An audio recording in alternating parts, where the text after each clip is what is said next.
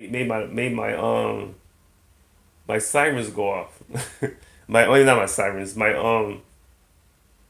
alarm go off. I had a Ford Thunderbird, a white Ford Thunderbird, and so I made the alarm go off, and this is right before I left for New York. Actually, that's one reason why I left for New York because of what happened. Because when the alarm went off, what I had did was I wanted to see if they was gonna come over and mess with us. I was clean. I knew I was clean everything, and so this is nighttime. This is like this has to be like around 1 o'clock in the morning. So the cops to come over to see what's going on in the car, alarm going off, and so he sees me, right, and the other cop that wasn't even near there because they be knowing everything. They're already on top of stuff, right? They already know that the guy's black or Mexican or whatever. They sometimes they mix me up with Mexican. You don't know what I am until they find out my name and information. Then they find out well, this and that. But they're targeting Mexicans, blacks, anybody that look like that's not white. So and they might look for white people. White might look for people who are white trash or whatever, or who they consider white trash, or what they consider white supremacy, KKK or whatever. They might want to make an example of them. I don't know, because it's all about money. They're trying to make points. They want to keep the jail system balanced. I don't know. I'm thinking. I'm just guessing on it because I've been to jail. I saw what's going on in there. So what I did was, they came by, and the first thing I heard the guy in the back say, "I smell some weed." So that's when I said, "What?" So I knew it was a setup. What I was scared they were gonna do was they were gonna throw this back when weed was illegal, and I didn't even smoke no weed. I didn't even smoke nothing. I barely drunk. I still barely drink. And so he said, "I smell weed. I smell weed." Some dude in the back, right? And I think he was an undercover cop or something. I don't think he ever had a uniform. And he was laughing when he said it. He was laughing. So by him laughing when he said it, I feel like, cause like I said, I grew up with them. A lot of black people don't know white people. They don't know them. I'm telling you, I know these white folks. I was raised with them. I, I raised them. So, so when he said that, and I was had drunk, and I was drinking. I was kind of like, cause wait a minute, yeah, we left the club, so yeah, I was drinking, so I was kind of I get tipsy real easily because I'm not really a heavy drinker at all.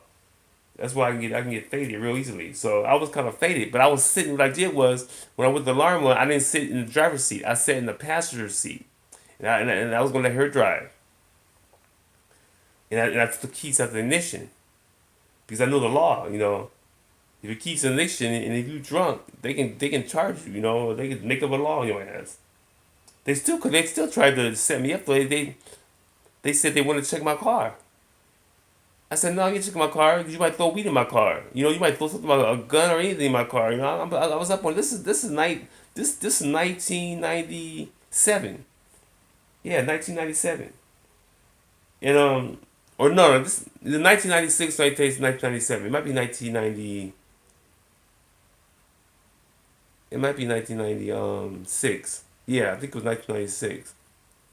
So so he comes over, and then they come over. They come out, and they were Trinidadian. So they come out, and so my girl Carmela, her name was Carmela, beautiful Trinidadian. We were both like 20.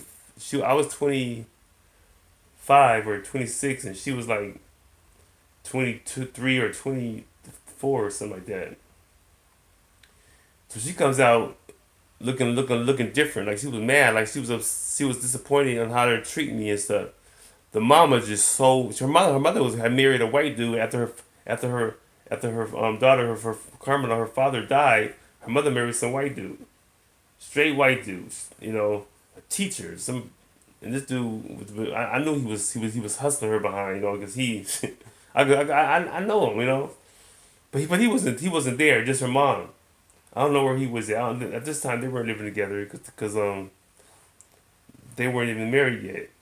I don't know if they even got married or whatever. But he was trying though.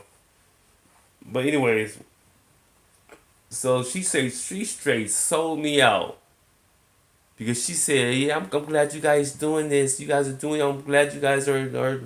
So at that time, I thought she was selling me out, but I understood where she was coming from because I could be anybody, and she trying to make peace in her home. She living by, she's trying to take care of her neighborhood, and here I am making these. I'm messing around, acting a fool, So I saw how her mother was. I wasn't expecting that.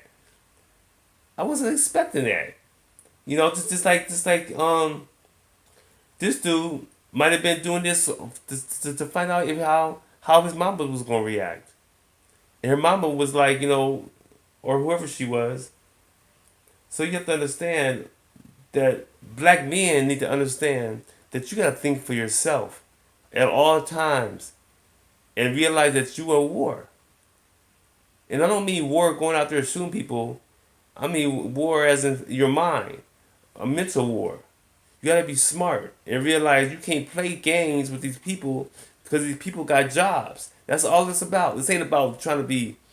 This ain't really. This really. I mean, yeah, it is racial profiling. I'm not gonna lie. It is that for sure. But you have to understand, slavery was never abolished. It was just reformed. Know your history. That's what I'm saying. Why niggas be acting like they don't think that slavery is over? Slavery ain't over, nigga. Slavery still exists. Okay, so stop thinking because you got a little job or a little career or whatever. Even the lady that was fighting that white man. This slavery was never abolished. Okay, I'm not saying you gotta go out there and put your head all down like you scared and you should walk up right. But what I'm saying is you gotta be smart at the same time and realize that it's a cold game. It's a cold game.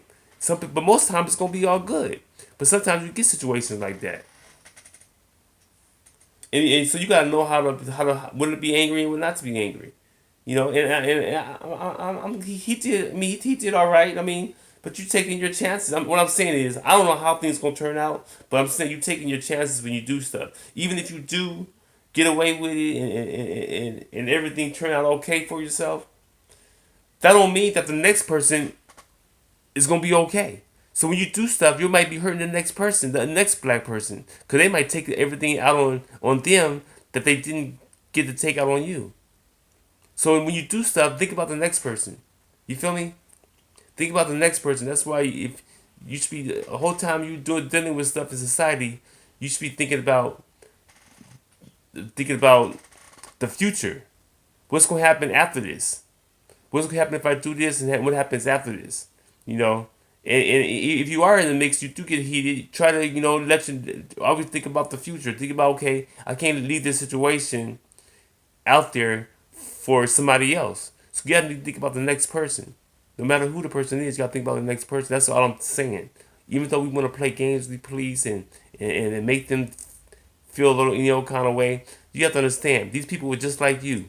Okay, they get trained to make arrests, and they go through a whole bunch of stuff. I work security, so I know. Working security it's kind of worse being a police officer because you just standing there.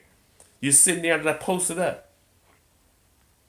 You're sitting there posted up, and your job is just prevention.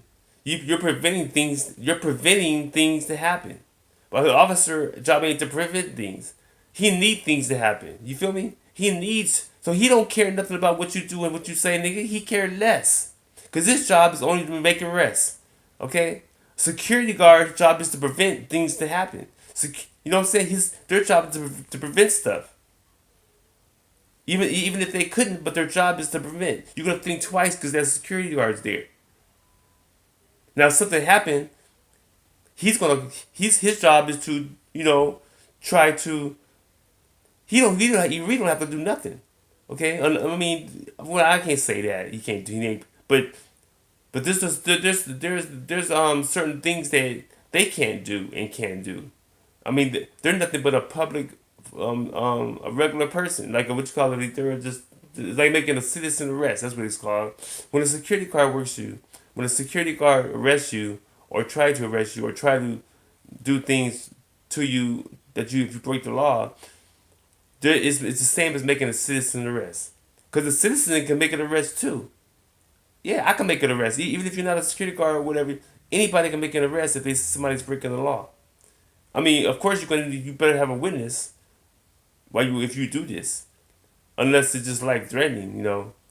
But you got to be smart at all times because these laws are ridiculous. These laws are made to be broken. These laws is money. When you think of laws, when you think of these the